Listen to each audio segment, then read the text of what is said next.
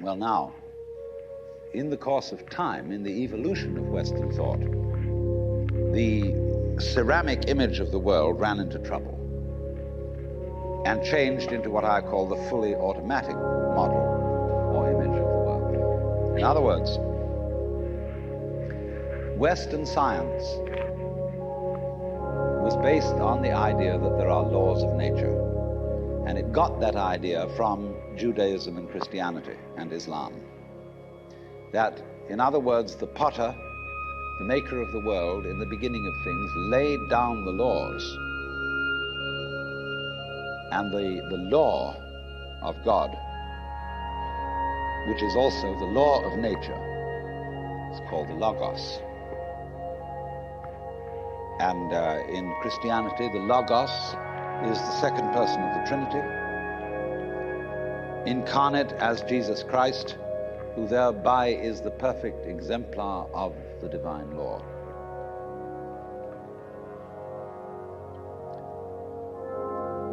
So we have tended to think of all natural phenomena as responding to laws, as if, in other words, the laws of the world were like the rails on which a streetcar or a tram or a train runs, and these things exist in a certain way, and all events respond to these laws. You know that limerick, there was a young man who said, "Damn, for it certainly seems that I am a creature that moves in determinate grooves. I'm not even a bus, I'm a tram."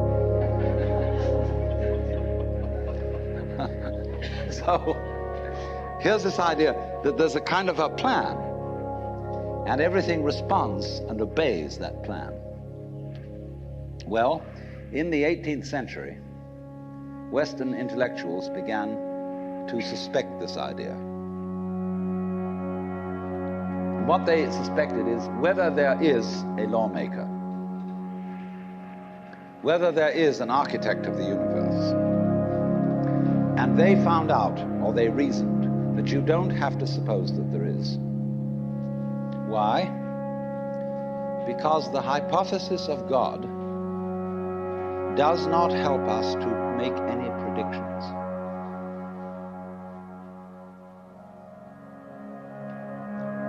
In other words, let's put it this way. If the business of science is to make predictions about what's going to happen, science is essentially prophecy.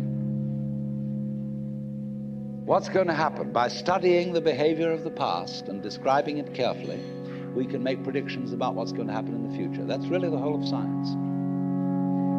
And to do this and to make successful predictions, you do not need God as a hypothesis, because it makes no difference to anything. If you say everything is controlled by God, everything is governed by God, that doesn't make any difference to your prediction of what's going to happen. And so what they did was simply drop that hypothesis. But they kept the hypothesis of law. Because if you can predict, if you can study the past and describe how things have behaved, and you've got some regularities in the behavior of the universe, you call that law. Although it may not be law in the ordinary sense of the word, it's simply regularity. And so what they did was they got rid of the lawmaker and kept the law. And so they conceived the universe in terms of a mechanism. Something, in other words, that is functioning according to regular, clock-like mechanical principles. Newton's whole image of the world is based on billiards. The atoms are billiard balls, and they bang each other around. And so your behavior, every individual, therefore, is defined as a very, very complex arrangement of billiard balls, being banged around by everything else. And so behind the fully automatic model of the universe is the notion that reality itself is, to use the favorite term of 19th century scientists, blind energy. In, say, the metaphysics of Ernst Haeckel and T.H. Huxley, the world is basically nothing but blind, unintelligent force. And likewise, in parallel to this, in the philosophy of Freud, the basic psychological energy is libido, which is blind lust. And it is only a fluke. It is only as a result of pure chances that, resulting from the exuberance of this energy, there are people with values, with reason, with languages, with cultures, and with love. Just a fluke. Like, 1,000 monkeys typing 1,000 typewriters for 1,000,000 years will eventually type the Encyclopedia Britannica. And of course, the moment they stop typing the Encyclopedia Britannica, they will relapse into nonsense.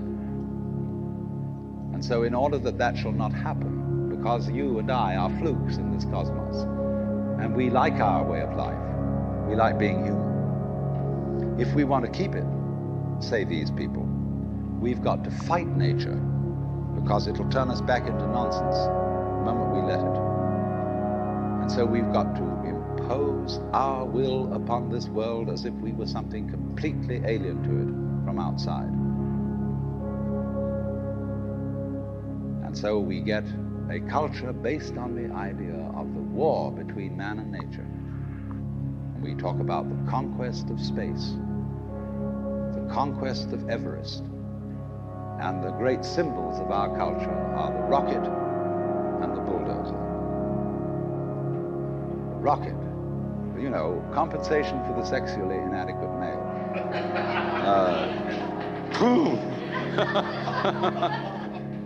So we're going to conquer space.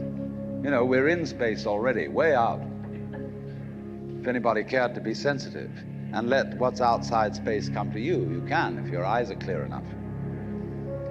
Aided by telescopes, aided by radio astronomy, aided by all the kind of sensitive instruments we can devise.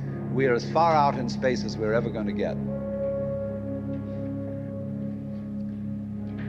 But, sensitivity isn't the pitch. Especially in the WASP culture of the United States, we define manliness in terms of aggression. You see, because we're a little bit frightened as to whether we are really men. And so we put on this great show of being a tough guy. It's completely unnecessary. If you have what it takes, you don't need to put on that show. You don't need to beat nature into submission. Why be hostile to nature? Because after all, you are a symptom of nature. You, as a human being, you grow out of this physical universe in just exactly the same way that an apple grows off an apple tree. So let's say the tree which grows apples is a tree which apples, using apple as a verb. And a world in which human beings arrive is a world that peoples. And so the existence of people is symptomatic of the kind of universe we live in. Just as spots on somebody's skin are symptomatic of chickenpox. But we have been brought up by reason of our two great myths, the ceramic and the fully automatic, not to feel that we belong in the world. So our popular speech reflects it. We say, I came into this world. You didn't, you came out of it. We say, face facts. We talk about encounters with reality, as if it was a head-on meeting of completely alien agencies. And the average person has the sensation that he is a somewhat that exists inside a bag of skin, a center of consciousness, which looks out at this thing and what the hell's it going to do to me? You see? I recognize you. You kind of look like me, and I've seen myself in a mirror, and you look like you might be people. So maybe you're intelligent, maybe you can love too, and perhaps you're all right. Some of you are anyway. If you've got the right color of skin, or you have the right religion, or whatever it is, you're okay. But there are all those people over in Asia, Africa, and they may not really be people. When you want to destroy someone, you always define them as unpeople, not really human. Monkeys, maybe idiots, maybe machines, maybe, but not people. But we have this hostility to the external world because of the superstition, the myth, the absolutely unfounded theory that you yourself exist only inside your skin. Now, I want to propose another idea altogether.